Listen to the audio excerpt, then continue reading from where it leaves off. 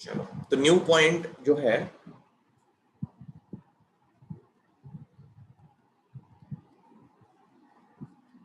equation of a circle when diameters end point are given। किसी circle में diameter तो होती है, सेंटर से पास करने वाली कॉर्ड होती है, वो लॉन्गेस्ट कॉर्ड होती है। तो अगर डायामीटर के एंड पॉइंट्स गिवन हो, जैसे देखो ये कंडीशन हो, ये मान लिया कोई सर्कल है, इस सर्कल में डायामीटर ये है, सॉरी सेंटर है वो, ये जो लाइन है वो डायामीटर है, ये मान लिया सेंटर है ए और बी। तो ए और बी के कोऑर्डिनेट्स गिवन है, तब हम सर्कल का इक्वेशन कैसे लिखेंगे? किसी भी सर्कल में अगर डायमीटर के एंड पॉइंट्स के कोऑर्डिनेट गिवन हो, मान लो ए का कोऑर्डिनेट है x1 y1, बी का कोऑर्डिनेट है x2 y2, तो हम इस सर्कल का जिसका ए बी जो है वो डायमीटर के एंड पॉइंट्स हैं, कैसे लिखेंगे इक्वेशन?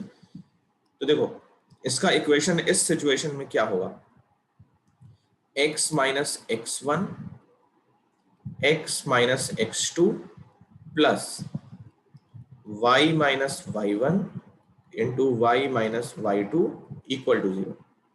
ये होता है इक्वेशन डायमीटर फॉर्म में, सर्कल का equation in the form of diameter, diameter के फॉर्म में सर्कल का इक्वेशन ये होता है when end point of diameter given होते हैं। ठीक है, इसको डायमीटर के एंड पॉइंट बोलते हैं। अच्छा, इसका प्रूविंग जो है वो बहुत ही सिंपल है, इसका जो प्रूविंग है वो बहुत ही सिंपल है। थोड़ा सा हम कुछ कंस्ट्रक्शन करते हैं। एक बात बताओ, सर्कल का ये पॉइंट है ए बी, ओके, सर्कल के सर्कमफेरेंस पे कोई भी पॉइंट कहीं भी ले लें, एक रैंडम पॉइंट सी ले लें।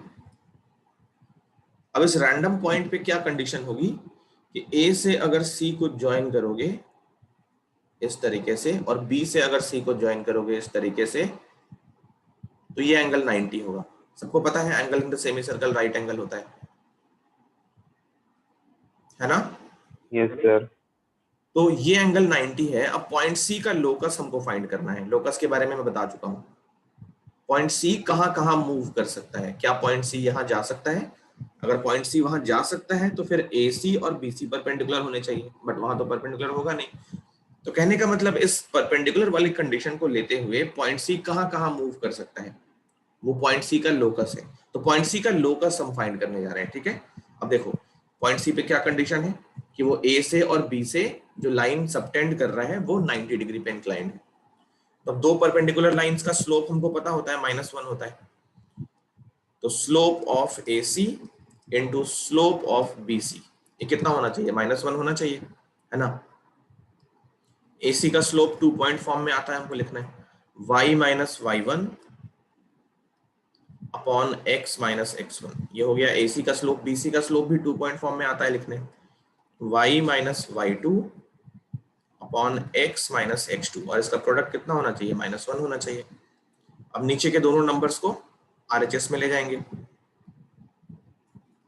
तो नीचे के दोनों नंबर्स जो हैं x minus x1 x minus x2, इन दोनों को -1 की तरफ ले जाओ। तो ये हो गया y minus y1 into Y minus y2 equal to minus x minus x1 x minus x2। अब इस पूरे को उठा के RHS पे, RHS से उठा के LHS में कर लो, तो ये नेगेटिव है पूरा टर्म ना, RHS में आके पॉजिटिव हो गया। तो फाइनल इक्वेशन मिल गई x minus x1 x minus x2 y minus y1 और y minus y2 equal to 0। ये हमारी सर्कल की इक्वेशन हो गई, मतलब पॉइंट सी का लोकस हो गया। बोलो ये क्लियर सबको?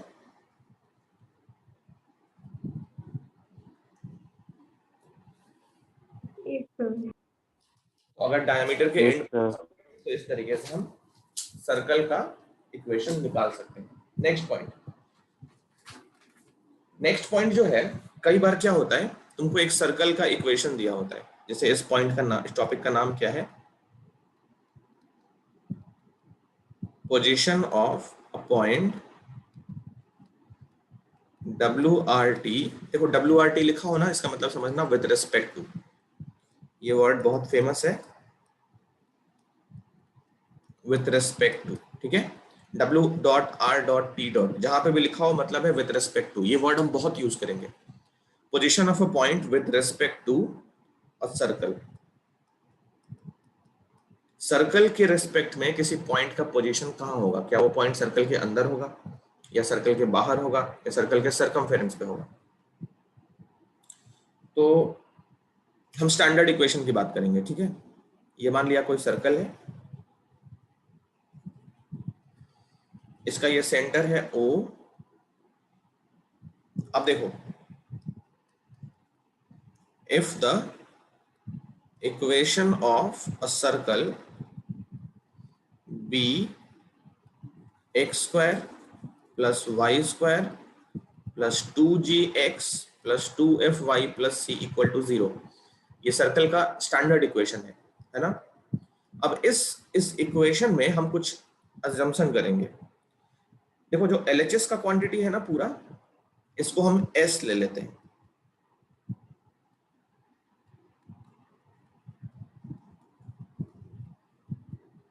ठीक है। RHS का 0 हटा दिया, इसको हम S ले लेते हैं। और मान लिया P है वो पॉइंट जिसका कोऑर्डिनेट है x1 y1, कोई पॉइंट है P, हमें पता लगाना ये पॉइंट इस सर्कल के अंदर है या बाहर है या सर्कमफेरेंस पे है।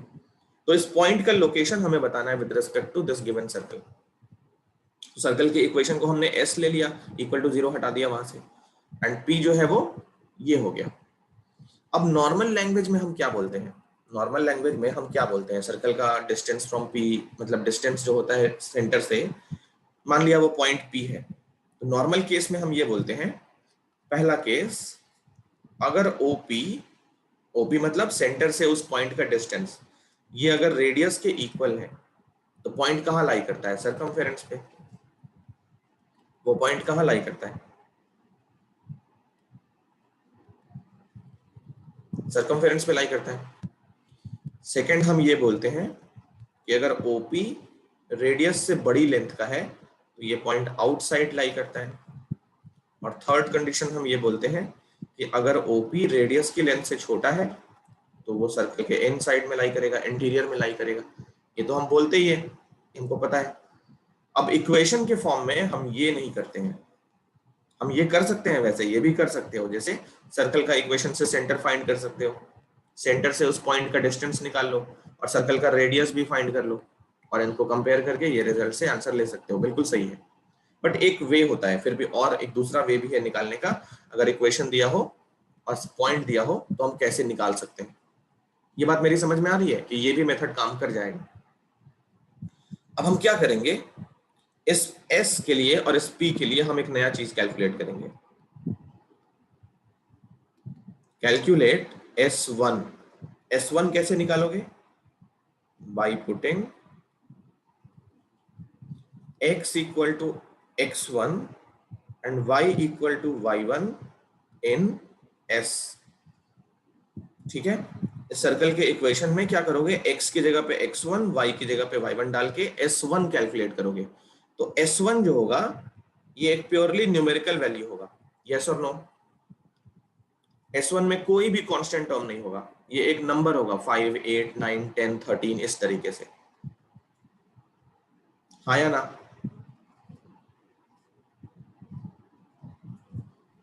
Yes sir. तो अब तीन केसेस यहां पे बन जाते हैं। पहला केस देखो, फर्स्ट केस, इफ S1 अगर 0 आ गया, S1 अगर 0 आ गया इसका मतलब बहुत बड़ा है। S1 अगर 0 आ गया कहने का मतलब ये पॉइंट सर्कमफेरेंस पे हो गया, क्योंकि उसने सर्कल के इक्वेशन को सेटिस्फाई कर लिया। सेटिस्फाई करेगा तभी तो 0 आएगा। जैसे यहाँ पे मान लो x1 y1 डाल दोगे LHS में और वो 0 से इक्वेट हो गया, तो पॉइंट तो सर्कमफेरेंस पे हो गया, उसके इक्वेशन को सेटिस्फाई कर रहा है ना। तो अगर S1 0 के इक्वल आ गया, then P lies on the circumference,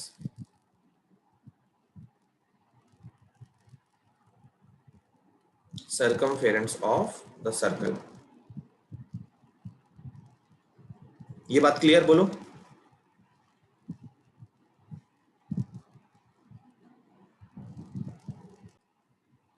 second point, अगर ये S1 पॉजिटिव आता है, पॉजिटिव मतलब 0 से बड़ा कोई नंबर आ जाता है, उस केस पे हम ये बोलेंगे P lies in the exterior of the circle। P कहाँ लाई करेगा? सर्कल के एक्सटीरियर में। कब? जब S1 की वैल्यू पॉजिटिव आती है। और last case, if S1 is negative then P lies in the interior, circle के अंदर लाई करेगा, इंटीरियर ऑफ द सर्कल। चलो ये कॉपी कर लो। दोबारा। ओके, फॉर्म है। तो equation of a circle when it touches the axes, axes का मतलब x भी हो सकता है और y हो सकता है या फिर दोनों भी हो सकता है। फर्स्ट केसेस के अंदर when it touches x axis, x axis को टच करेगा तो इक्वेशन कैसे लिखना है? x एक्सिस को टच करने के लिए चार केसेस बन सकते हैं। देखो, ये मान लिया एक सर्कल है, ये सर्कल x एक्सिस को टच कर रही है, x एक्सिस को टच कर रही है, तो ये कुछ इस तरीके से बन जाएगा। x एक्सिस को टच कर रहा है, x एक्सिस क्या होगा इसके लिए? टेंजेंट होगा। टेंजेंट वर्ड से तो मतलब पता है ना, 10th क्लास में पढ़े थे टेंजेंट क्या होती है। तो x एक्सिस इसके लिए टेंजेंट है, ठीक है। सेंटर इसका मान लिया ये पॉइंट है, सेंटर का कोऑर्डिनेट भी मान लेते हैं h, k, और ये जो है वो रेडियस है। रेडियस की वैल्यू तुम्हें बतानी है कितनी होगी h और k के टर्म्स में। बताओ जल्दी से, किसका माइंड कितना चल रहा है वो टेस्ट करेंगे, जल्दी बताओ।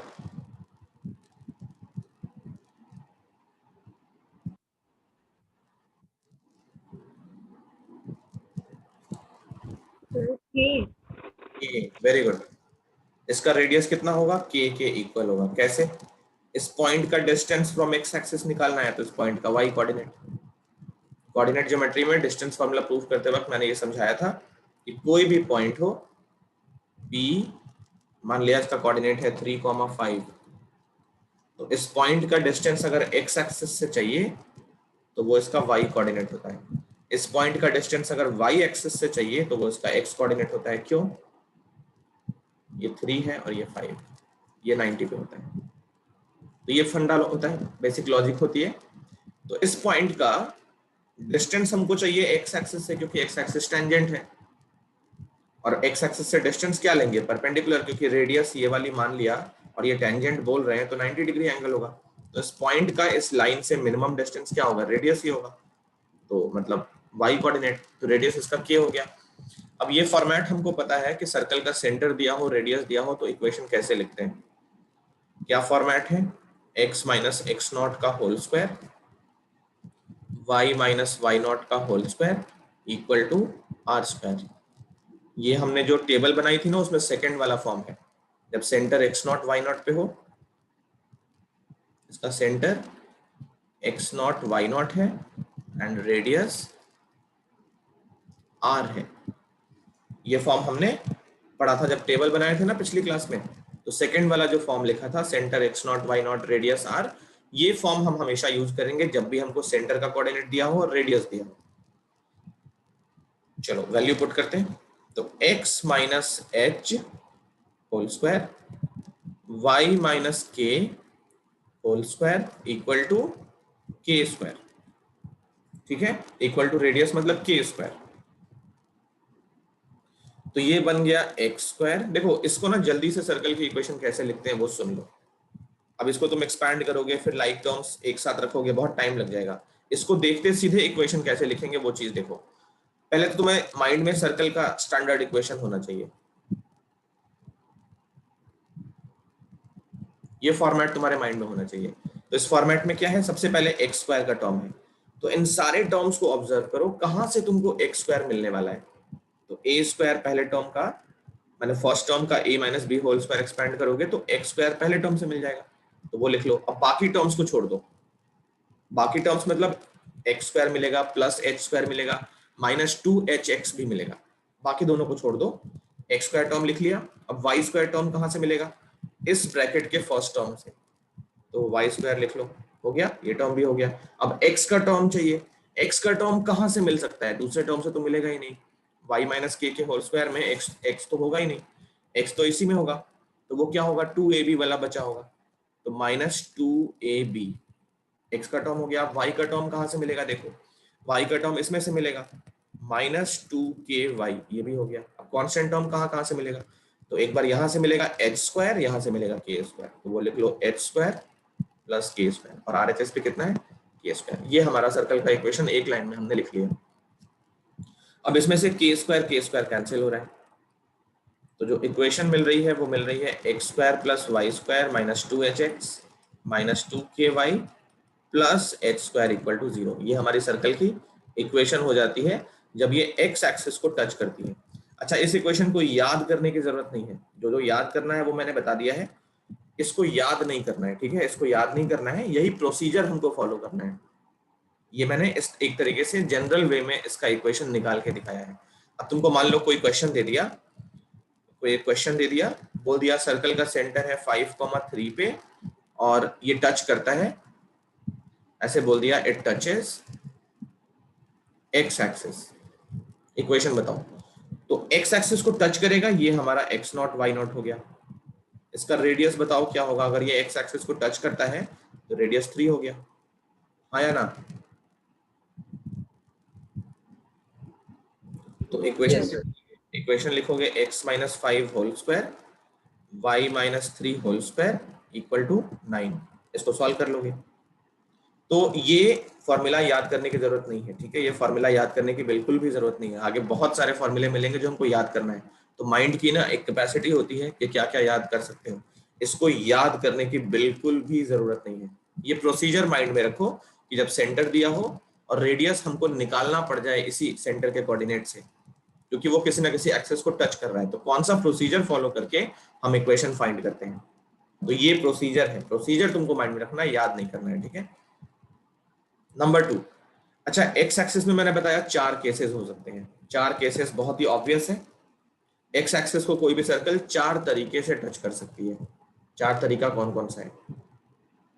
मैं उन चारों का सिर्फ फॉर्मेट दिखा देता हूँ, इक्वेशन तुम लोग निकाल लेना घर पे, क्योंकि फिर बहुत टाइम लग जाएगा। पहला केस तो ये हो गया जब वो पॉजिटिव एक्स एक्सिस को टच करती है, मतलब फर्स्ट क्वाड्रेंट में बैठती है। दूसरा ये भी हो सकता है, देख लो बाकी सारे भी, ये सर्कल सेकंड क्वाड्रेंट में है मान लो, इस तरीके से टच करती है, तो इसका जो सेंटर होगा कोई बताएगा मुझे? एच और के अगर लेना हो तो सेंटर का कोऑर्डिनेट क्या लेंगे? माइनस एच कॉमा के, माइनस एच कॉमा के लेंगे, है कि नहीं? और यस सर। इसका रेडियस के लेंगे, तो ये सेंटर हो गया, ये रेडियस हो गया। कैसे लिखोगे इस टाइप में? एक्स प्लस एच का होल स्क्वायर वाई माइनस के का whole square equal to K square. ये एक्सपैंड कर लोगे। सेकंड केस, थर्ड केस, अब सर्कल हमारी थर्ड क्वाड्रेंट में बैठी है, थर्ड क्वाड्रेंट में ऐसे है मान लो, तो इसका सेंटर बताओ क्या लिखना चाहिए? माइनस एच माइनस के। Very nice, minus H minus के, तो सेंटर हो गया माइनस एच माइनस के, और रेडियस क्या होगा? माइनस के। माइनस के। रेडियस क्या होगा गीतन? माइनस सर के। सर के होगा ना, तुम लोग ना एकदम चिरकुट हो गए हो। रेडियस माइनस, तुम्हारे घर से इधर जाओगे तो माइनस ट्रेवल करोगे ना, रेडियस माइनस के, तो दिमाग ही नहीं है रेडियस माइनस के, वाह। अब ये सब चीजें भी बतानी पड़ेंगी। एक्स प्लस एच का whole square Y plus K whole square equal to K square. Radius minus का क्या मतलब है? सर्कल नीचे होगी तो रेडियस माइनस हो जाएगा। तुमको उल्टा लटका दें तो तुम -5 मीटर के हो जाओगे। क्या बात करते हो? ये थर्ड केस, ये फोर्थ क्वाड्रेंट में चली गई, तो इसका सेंटर बताओ किस फॉर्मेट में होगा?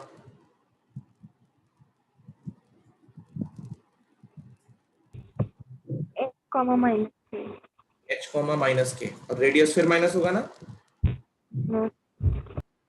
Radius minus x minus H whole square y plus K whole square equal to K square. इसको सिंप्लीफाई कर लोगे तो ये सारे के सारे जो है ना सेकंड थर्ड फोर्थ केस इसी से निकल के आते हैं।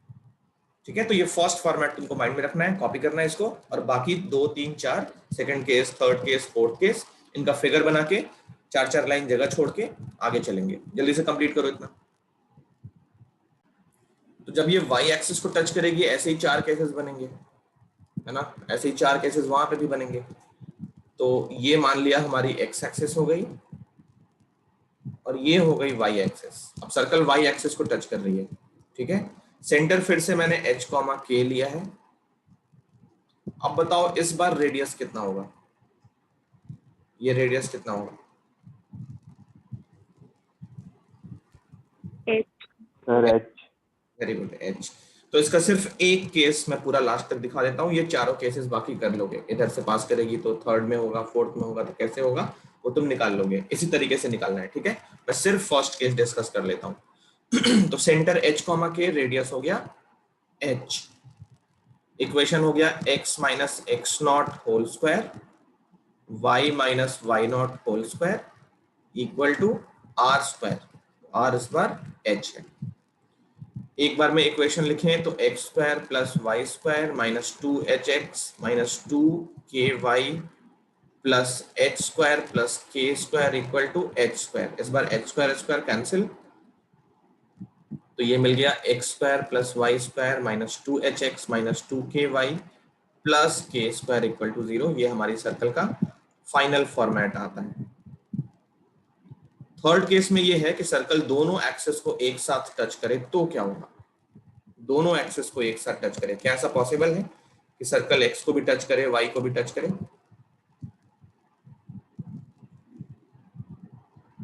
सोच के बताओ, क्या कोई सर्कल दोनों एक्सेस को टच कर सकती है? Yes sir.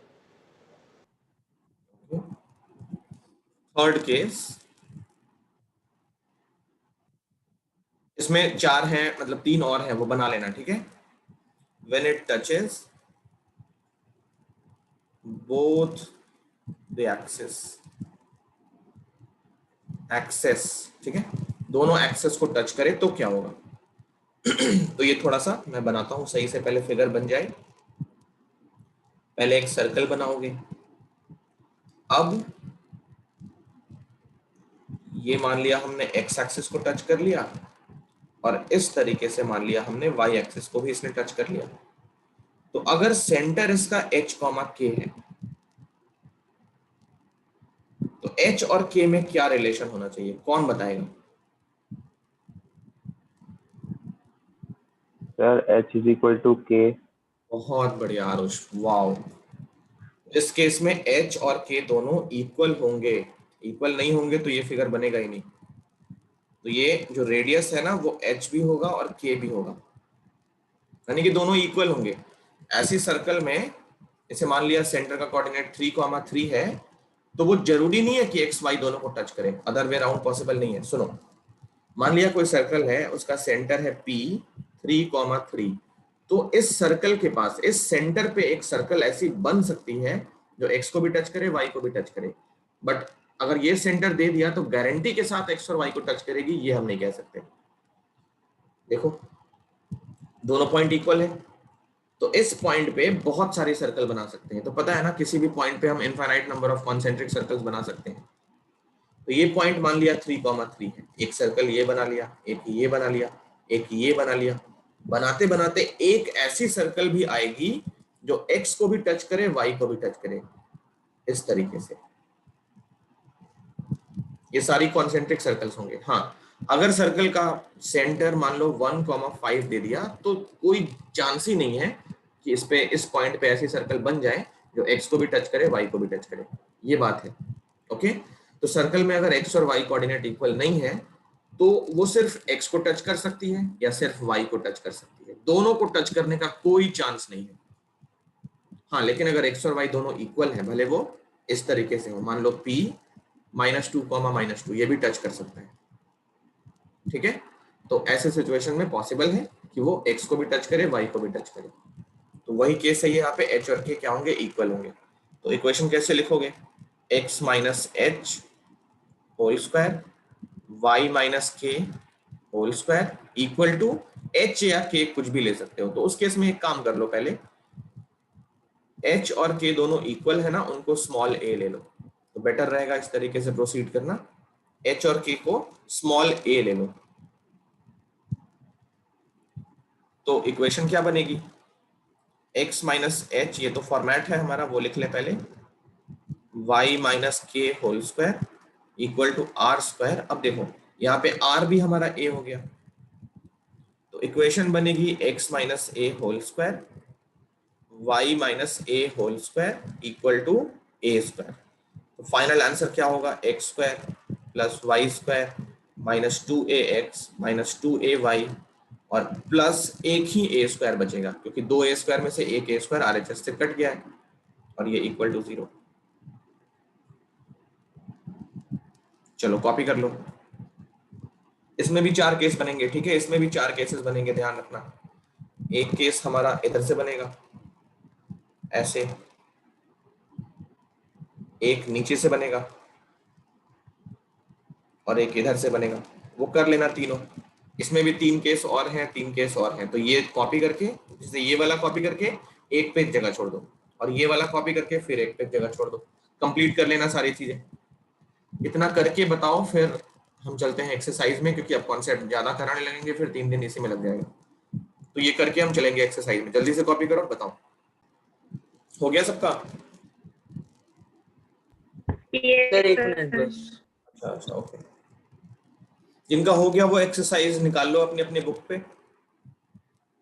कल हम, मतलब अगली क्लास पे संडे को हम खत्म कर लेंगे सर्कल्स।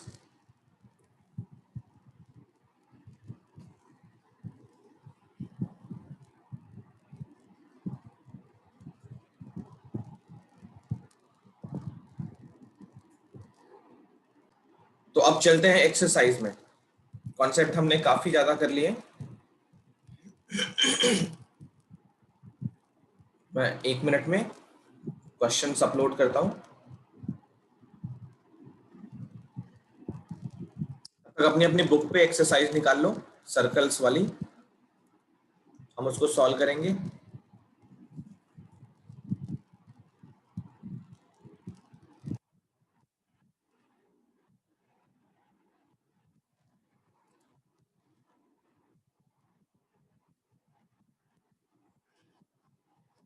पहला चैप्टर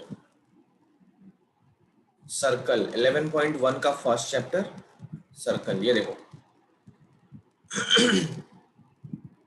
ये फाइल सबको दिख रही है ना। Yes sir. तो इसमें बहुत सारे क्वेश्चन दे रखे हैं, बट ये फिर भी सफिशिएंट नहीं है। मैंने जितने कॉन्सेप्ट बताए हैं उस पे ये सारे के सारे क्वेश्चन बहुत इजीली सॉल्व हो जाएंगे, बहुत easily. In each of the following exercises 1 to 5, 1 to 5 में find the equation of circle, यहाँ पे सेंटर दिया है और रेडियस दिया है, ठीक है। थोड़ा सा कैलकुलेशन करना पड़ेगा, सेंटर और रेडियस अगर दिया हो तो कौन सा फॉर्मेट हमको यूज करना होता है, x - x0 whole square y - y0 whole square और इक्वल टू r स्क्वायर। यहाँ पे सेंटर हमारा x0 y0 और रेडियस r होता है, ये हमको फॉर्मेट यूज करना है। तो फर्स्ट और 5 में 5 तो मैं कराऊंगा ही, 5 को छोड़ के कोई और जो करवाना चाहते हो।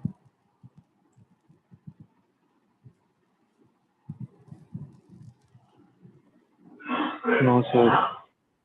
नहीं तो 5th एक कर लें सिर्फ, ये थोड़ा फ्रैक्शन में है, कोई बात नहीं, फ्रैक्शन में है तो क्या हो गया, 5th वाला कर लेते हैं। देखो 5th में सेंटर है -a - b पे, तो x plus a whole square y plus b whole square equal to r square. तो जब r स्क्वायर करोगे तो RHS पे क्या आ जाएगा, a square minus b square.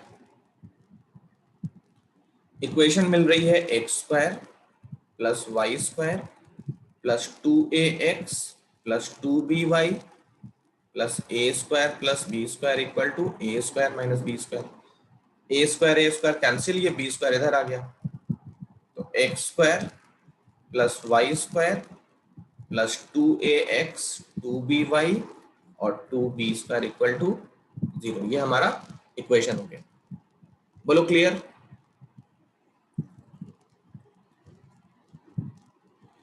Yes, sir. Yes, sir. ये क्वेश्चन नंबर 5 था। 6 से 9, 6 7 8 9 में क्या करना है? सेंटर इक्वेशन दे दिया है हमको और सेंटर और रेडियस फाइंड करना है। चलो तो इसे सिक्स्थ पार्ट देखो। सिक्स्थ पार्ट में क्या है? सर्कल का इक्वेशन देखो, x प्लस 5 का whole square plus y minus 3 whole square equal to 36। तो सेंटर कैसे निकालोगे? सेंटर हो गया -5, 3। बोलो क्लियर? सेंटर x नॉट और y नॉट निकाल लोगे यहां से देखते ही। मतलब इस वाले Yes, जो sir. दिया है ना उसको कैसे लिखोगे? देखो इक्वेशन को ऐसे लिखोगे, x माइनस -5 का होल स्क्वायर, ये लिखोगे y माइनस 3 होल स्क्वायर, और इधर क्या लिखोगे? 6 का स्क्वायर। तो ऑन इक्वेटिंग x नॉट हमारा कितना हो गया? -5, y नॉट कितना हो गया? 3, क्योंकि x प्लस 5 को इस तरीके से तो लिख ही सकते हैं, x minus X not y minus y not तो ऑलरेडी था। तो सेंटर हो गया -5, 3 और रेडियस कितना हो गया? 6 यूनिट्स। ये आंसर हो गया। इतना कॉपी करो, फिर 7th 8th 9th में से एक दो करवा देता हूँ।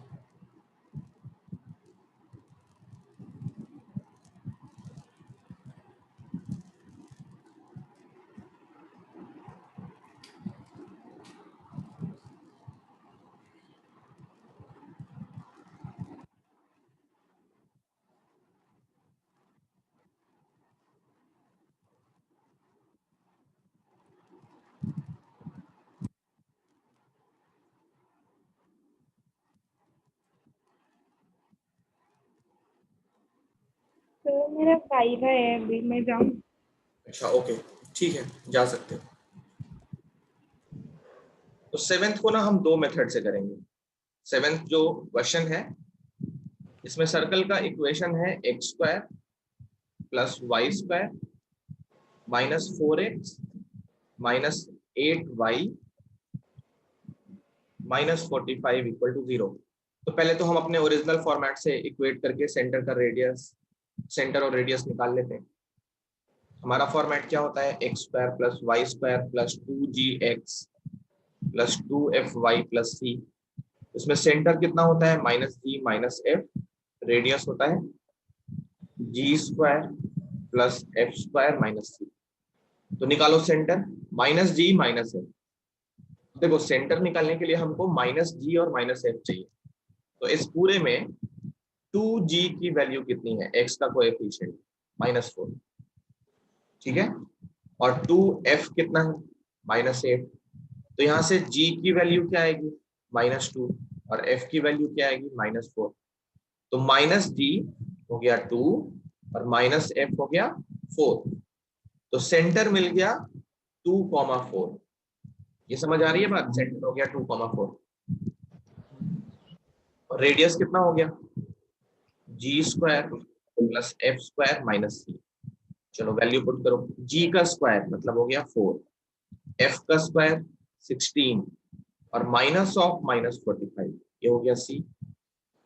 इसको जब सॉल्व करोगे तो 20 और ये प्लस 45 कितना आ जाएगा? 20 प्लस 45, 65.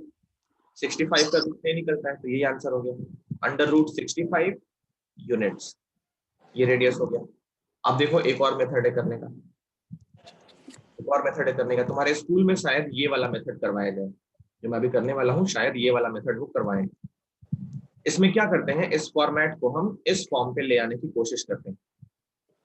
इस वाले में भी टाइम इतना ही लगेगा, ठीक है। हाँ, थोड़ी सी प्रैक्टिस कर लोगे ना तो ये ज्यादा जल्दी हो जाएगा। जैसे इस वाले में, जैसे इस वाले की बात करें, थोड़ी सी प्रैक्टिस अगर कर लोगे तो सेंटर तो एक ही बार में निकाल लोगे। कैसे निकालोगे? देखो -2g है ना, मतलब 2g की वैल्यू -8 है, तो g कितना हो गया? जैसे सेंटर एक ही बार में लिखना हो तो क्या करोगे? सुनो, एक ही बार में एक ट्रिक है निकालने का। x का जो भी कोएफिशिएंट है उसको हाफ करो और साइन चेंज कर लो। हाफ किया तो -4, साइन चेंज किया तो 4, ये हो गया। y का जो भी कोएफिशिएंट है उसको हाफ करोगे, साइन चेंज कर लोगे, ये हो गया सेंटर। आंसर ऐसे निकाल सकते हो। इस वाले में भी देखो, x का जो भी कोएफिशिएंट है उसको हाफ करो, साइन चेंज करो, 2 हाफ करो -4, साइन चेंज करो 4, ये हो गया सेंटर 2,4। देखो यहाँ पे, तो इतनी जल्दी कर सकते हो, इतना फास्ट कर सकते हो। और एक बार g और f निकाल लिया तो c तो दिखा ही वहां पे। तो ये थोड़ी प्रैक्टिस से ये सब चीजें हो जाती हैं, आंसर हम बहुत जल्दी चेक कर सकते हैं। देखो इस वाले से मैं ना सेकंड मेथड दिखा देता हूँ, जिसमें तुमको स्कूल में शायद यही मेथड करवाया जाए। तो उसमें हम क्या करते हैं, इस वाले इक्वेशन को इस फॉर्मेट पे ले जाते हैं। कैसे लेते हैं वो देखो। कंप्लीटिंग द स्क्वायर मेथड सबको आता है ना, सिलेबस से हमारे आउट था, बट फिर भी मैंने कराया था पिछले साल। क्वाड्रेटिक में पढ़े थे कि नहीं पढ़े थे? सब गोल कर लिए? बोलो भाई। नहीं है याद है तो देखो, तो याद नहीं है। कोई बात नहीं, कोई बात नहीं। ये एक्स स्क्वायर और 4x, इसको लेके हम x वाले टर्म्स का होल स्क्वायर बनाएंगे। तो सबसे पहले x स्क्वायर को क्या लिख सकते हो, x स्क्वायर लिख सकते हो। इस 4x को ऐसे लिखो -2ab। तो a को a से मिल गया x, b ऐसा क्या रखोगे कि 4x हो जाएगा, 2 रखोगे। बोलो यहाँ तक ठीक है? ये दोनों टर्म बैलेंस Yes, है ना। sir. अब b हमको मिला है 2, b हमको 2 मिला है, तो जब तक हमारे पास 2 स्क्वायर ना हो ये फॉर्मूला कंप्लीट नहीं होगा। अब 2 स्क्वायर तो अपने मन से लिखा है हमने, क्या करोगे, RHS में लिखते चलो, RHS में भी 2 स्क्वायर ऐड कर लो। यहां तक की बात क्लियर? बोलो। अभी ये टर्म Yes, sir. सिर्फ यही दोनों टर्म अभी बैलेंस्ड है, क्योंकि एक्स्ट्रा जो लिखा है मैंने वो तो 0 है। अब चलो y वाले को करते हैं। तो देखो y वाले में क्या करोगे, ये y का जो स्क्वायर है उसको ऐसे लिख लो, तो a स्क्वायर हो गया। अब -2ab, a की जगह पे y और b की जगह पे क्या लिखना पड़ेगा, 4 लिखना पड़ेगा, तभी तो 8y होगा माइनस का। तो ये टर्म बैलेंस्ड, ये टर्म बैलेंस्ड। अब b हमको मिल गया 4, तो 4 स्क्वायर ऐड करना पड़ेगा, इधर भी ऐड करना पड़ेगा। दोनों साइड पे 4 स्क्वायर ऐड किया, 2 स्क्वायर ऐड किया, और फिर ये माइनस का 45 एज इट इज। बोलो क्लियर? Yes, sir. सर ये हमें RHS पे 2 स्क्वायर प्लस 4 स्क्वायर क्यों करा है? LHS पे ऐड कर रहे हैं ना ये वाला टर्म, 2 स्क्वायर अपने मन से ऐड किया, 4 स्क्वायर अपने मन से ऐड किया, तो RHS पे भी ऐड करना पड़ेगा। सर बट वो तो फॉर्मूला के हिसाब से करा था ना हमने। अरे तो हमने वहां पे क्वेश्चन में था नहीं ना ये 2 स्क्वायर, कहाँ था वहां पे? ये तो फॉर्मूला बन जाए इसलिए हमने ऐड किया है 2 स्क्वायर। यस 4 कहीं दिख रहा था यहाँ पे, 16 कहीं दिख रहा था यहाँ पे, कांस्टेंट सिर्फ 45 था, तो वो तो ये रहा। फिर ये दोनों कहाँ से आ गए? तो अगर हम कुछ ऐड कर रहे हैं LHS पे, तो वही चीज RHS पे भी ऐड करेंगे, तभी तो बैलेंस रहेगा। यस तो अब देखो, यहां से लेकर यहां तक ये बन गया x+2 whole square, x -2 whole square. यहां से लेकर यहां तक, सॉरी यहाँ ये बन गया y-4 का होल स्क्वायर। ये -45 भी RHS पे शिफ्ट कर लो, तो ये हो गया 4 + 16 + 45। तो ये लास्ट का answer x -2 whole square, y -4 whole square, ये हो गया 65, जिसको हम लिखेंगे √65 का होल स्क्वायर। तो ये बन गया ना format, x - x0 whole square, y - y0 whole square equal to r square. अब लिखोगे ऑन इक्वेटिंग, सेंटर हमारा क्या हो गया, x0, y0 मतलब 2, 4। सेंटर हो गया 2, 4, और रेडियस कितना हो गया RHS पे जो भी लिखा है √65 यूनिट्स। बोलो क्लियर? यस तो इन दोनों Yes, मेथड्स sir. को लिख लो, अभी दोनों मेथड्स को कॉपी कर लो। ये मेथड 1 है, ये मेथड 2। स्कूल में आई एम श्योर वो तुमको मेथड 2 ही, ठीक है? तो कॉपी करो इसका 8th और 9th यहाँ तक कंप्लीट करना। अगली क्लास पे मैं 1 to 9 में जो डाउट होगा वो ले लूंगा, और फिर हम एक्सरसाइज खत्म कर लेंगे। 10 से लेके लास्ट तक हम सारे कर लेंगे। कॉपी करके बताओ, फिर जा सकते हो।